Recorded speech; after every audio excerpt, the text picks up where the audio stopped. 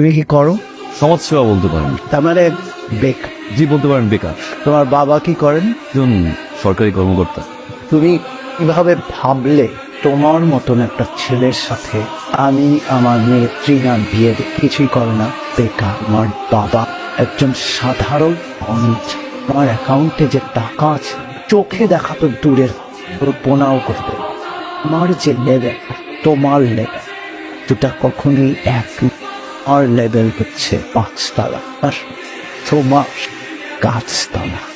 Level আপনার লেভেলই এবার আমি আসবো, তাহলে আপনাকে আমি নিয়ে আসবো।